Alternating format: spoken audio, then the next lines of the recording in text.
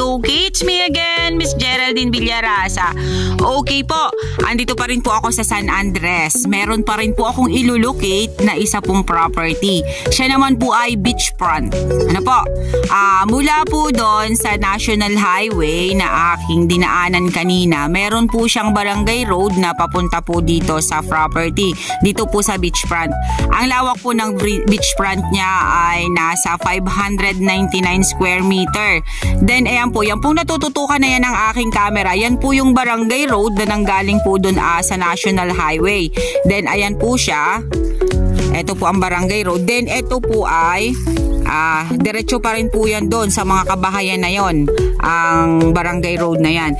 Then ang property po ay ito, ang 599 square meter ng beachfront dito po sa San Andres, Quezon. Yan po, yan pong building na yan, kasama na po yan sa bilihan.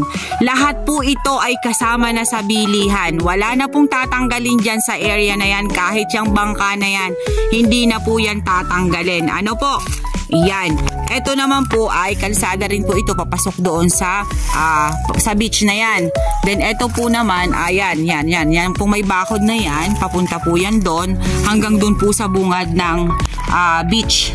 Napakaganda po nitong area na to kasi yun nga po, along the road po siya. Then corner lot po yung property, yung 599 square meter. Ito po ang kabilang side ng bahay. Basta po lahat po yan kasama na po sa bilihan. Ayan po siya. Pati po itong makinarya na to kasama na rin po yan. Then ito po yung bangka. Yan, yung bangkang yan kasama na rin po yan sa ibinibenta. Ito po ay 2 title. Parehas po buhay ang may-ari. Ito naman po yung nasa isang titulo. Yan po yung bungad na bungad ng dagat. Yan po siya. Iisa lang naman po ang may-ari niyan. Ano po? Ayan. Sus, Ginoo, ang ganda po ng buhangin niya. Ayan, napakaganda po ng dagat dito, oh.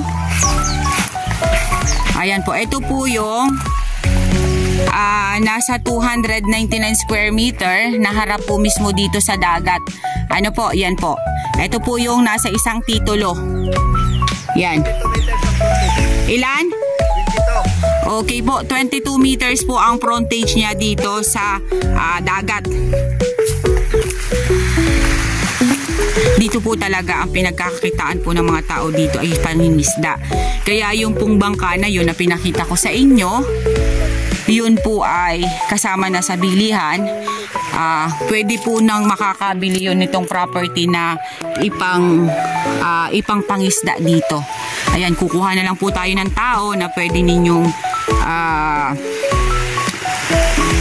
maging tauhan dyan sa pangingisda na yan. Ayan, ito naman na po yung frontage ng dagat. Yan po siya. Ang ganda po ng dagat. Oh, blue po siya. Oh, napakalinis po niya. Kung nakikita po ninyo, itong side na to, medyo po siya madumi. Yan po ay lilinisin na lang natin. Kung mabibili nyo po ang area na to, palilinis po namin yan. Yan. Malinis na malinis po namin ito turn over sa inyo ang property na to pag ito po ay ginusto nyo. Napakaganda po ng dagat niya. Tinan mo po. Oh. Pati buhangin niya napakaganda. Wala po siyang kabato-bato dito sa dagat. Wow. Ang ganda po niya, oh. Napakalinaw niya po talaga. Oh. Ang sarap paliguan. Ang ganda. Alam niyo po, pag ako ganito, nakakapag-vlog ako sa ganyan, mga dagat, yung mga ganitong tanawin, then yung mga bundok na halos ay green na green pa, na puno pa talaga siya ng mga nyog, ng mga kahoy. Alam niyo po, yung isipan ay nakaka-relax talaga ng gusto. Nawawala po yung stress, nawawala po yung mga agam-agam sa isipan. Kaya pagka ganito pong beach ang aking binablog, tas ganyan po kaganda, tuwan-tuwa po ang aking kalooban.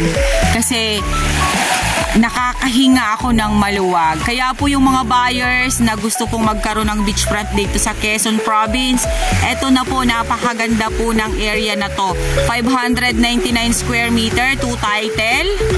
Then buhay po ang nasa titulo niya. Then ngayon nga po, sinasabi ko sa inyo kanina, yung building doon, pati yung bangka, wala na pong tatanggalin doon. Yun siya po ay corner lot.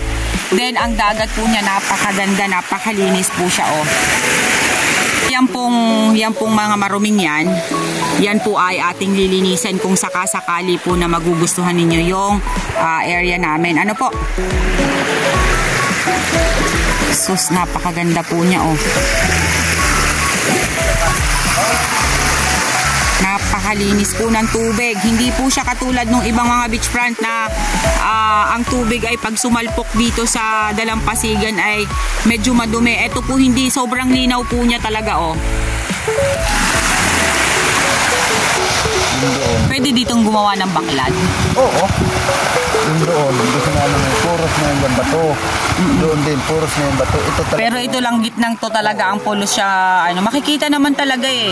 Makikita naman po talaga natin na talagang wala po siyang kabato-bato dyan sa dagat na yan. Halos puro po talaga siyang buhangin. Yun. Yun pong beach ay napakaganda po talaga. Hindi po katulad ng ibang mga beach na may mga bakawan. Ito po wala po talaga. Napakalinis po ng area niya. Then yun nga po, dahil dito po sa San Andres, ang pinagkakakitaan po talaga dito is pangingisda. Pwede po kayong maglagay ng baklad dyan sa side na yan. Napakarami pong isdang pumapasok pagka ganon. 599 square meter, meron ka ng beachfront sa halagang 3 million. Ayan po siya. Slight nego pa po yan, mga ma'am sir. 2 title, buhay po parehas ang nasa titulo. Kasama na po lahat, pati yung building doon sa harap ng Barangay Road. Susme, ang ganda. Ito pong maduming to, yan pong mga kahoy-kahoy na yan. If ever po na nagustuhan nyo po yung property, ito turn over namin po ito sa inyo, malinis na malinis itong area na to. Ilan to? 21 meters ang lapa dito? 22 meters. 22 meters po ang frontage niya dito sa dagat. Yun po yung lapad niya. Then yan, lilinisin po natin lahat yan hanggang dun po sa may bahay. Kasi yung may bahay, malinis na po yun. Then ito pong 299 square meter, yan po yung medyo madumi pa. Ano po? Yan po, yan na lang po ang may offer ko sa inyo. Basta po makuha nyo tong area na to. Linis po yan bago namin ito turn over sa inyo. Okay guys, sabihin nyo na po ang property namin. Dito po ito sa San Andres, Quezon. 599 square meter, beachfront along Barangay Road. Then mula po sa town proper ng San Andres, Quezon ay nasa 10 kilometers po ang layo niya. Then corner lot po yung property.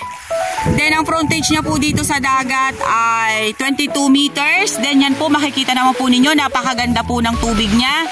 Then yung building po doon sa bungad ay kasama na siya sa bilihan. Wala na pong tatanggalin doon, pati po yung bangka, pati po kung ano-ano po doon ay wala na pong aalisin. 2 title po siya, parehas po buhay ang nasa titulo. At iisa lang po pati ang may-ari. Sorry po. Okay po, once again po, ako po ulit ang inyong site locator, si Miss Geraldine Villarasa. Muli po ako maglalambing. Pa-like and share po ng aking mga vlog and pa-subscribe na rin po ng aking YouTube channel, Quezon Province Realty TV. Okay po, yung po palang titulo nito is matured CLOA title. Then ang presyo po ni seller ay 3 million, slight nego pa po siya. Okay po, thank you po for watching.